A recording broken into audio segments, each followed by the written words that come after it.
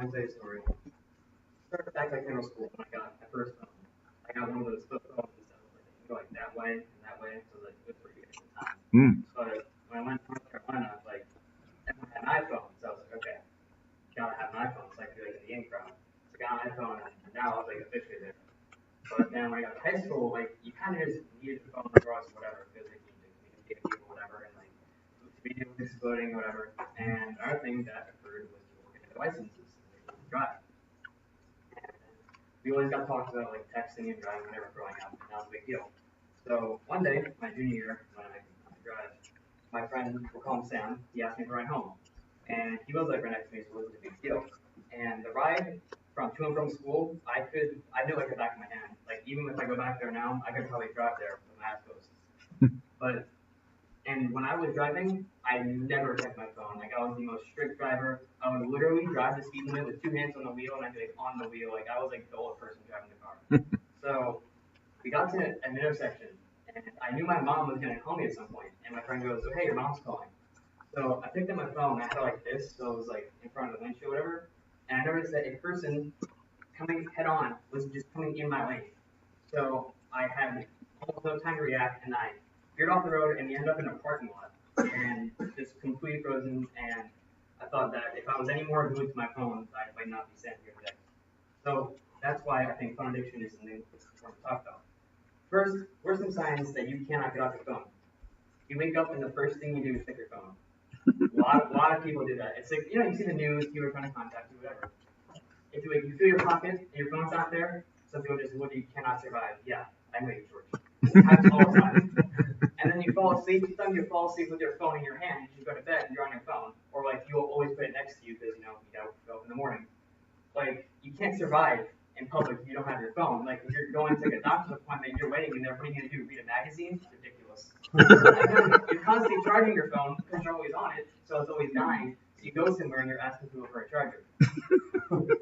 Yeah, I think getting a new phone every year, that's not addiction, that's just bad. So texting and driving, like I mentioned earlier, it's part of our generation because smartphone usage has exploded. We'll get into that.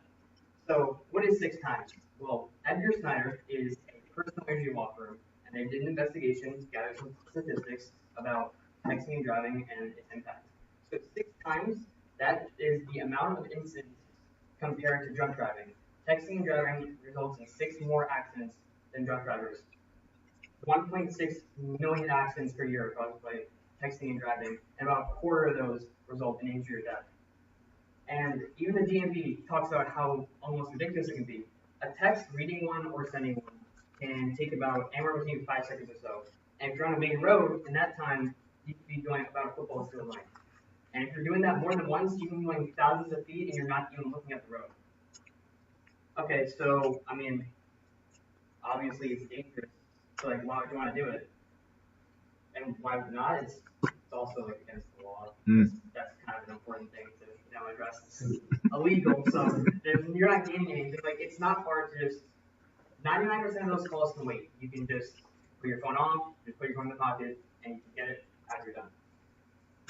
Now, another thing is texting and driving has been a huge part of our generation. But I think an even more important factor is mental health because things are becoming more competitive and kids, depression and suicide rates are skyrocketing in correlation with phone usage. So Jean Twenge, she is a psychologist at San Diego State University, and she did a lot of deep research on this topic about how our generation, the iGens, are being too connected to their phone. She says that the rates of teen depression and suicide are skyrocketing because of our phone, and that our generation is some of the worst in decades, in that it can easily be traced how much contact we have with our phones. And deeper in the article, she discusses how that people that spend 5 or more hours a day on their phone, that's a significant portion of your day, 5 hours. That's pretty much addiction when it comes to phones. They have a 71% increased chance of hurting themselves or like taking their own life. And that's obviously correlated to their phones. But another thing is academia. Academics causes stress. And one of the best gateways to stress is maybe going on your phone or taking a call or playing some games and going on social media. Weeks of that. But that just kind of goes into a whole circle and a whole spiral. Time magazine polled about 3,500 individuals, kids and adults. And they separated separated them into people that were a lot checkers and less checkers, meaning they check their phone 5 to 10 times a minute or less than 5 times a minute. Now those more checkers said that when they go on social media, they experience stress 42% of the time after the conversation was over. And with those less checkers, it was 27%. So I mean, those are low numbers, but that's directly correlating. The more they check their phone, the more stress they were getting. But there's more side effects than that. Most kids, when they go to sleep, they bring their phone with them. Now, Net Sanity develops apps so that parents can restrict the kids' phone usage, which is, I think, that's a bad idea anyway. It's not going to work. But so they did a study and they said that kids are getting less sleep because they take their phone and they can't get sleep. It's affected in school. Another big factor is the social aspect.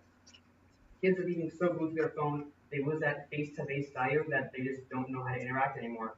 And this could be tied with things such as depression, suicide, and all kind of just keeps bundling up. And with academics, it always makes it harder to fit back in the loop. So that's why kids seek the outlet of the online sphere. And it's a hard question for us to answer because, I mean, we're not kids anymore. High school and middle school kids have a little bit more control with this in terms of their parents. Their parents can literally, like, physically take their phone away or put some sort of restrictions, and they're in school X amount of hours a day. People can constantly be tracking them.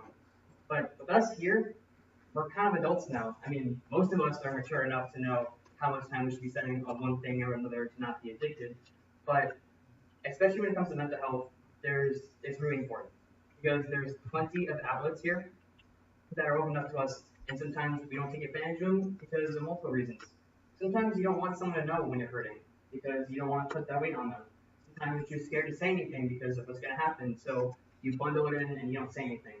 But you have counselors, you have SLAs, teachers, you can talk to anyone about anything, and no one's ever going to say no to you. Because if you're just going to go turn to your phone and you're going to go on a bad cycle, that doesn't help anyone. So what can we do? There's this thing called the National Day of Unplugging. What you do is you go on this website and you pledge. And when you pledge, you just send your email in and where you live, and they will send you a little sleeping bag for your phone. So on March 1st and 2nd, you take that in you take your phone and you put it in your bag, and you just take the day off from your phone. Now, of course, there's important people you need to contact, so maybe let them know they're doing this, but it's just a day to unplug and let go. You need a release from it sometimes. And I mean, that just also goes in with texting and driving, like I said earlier.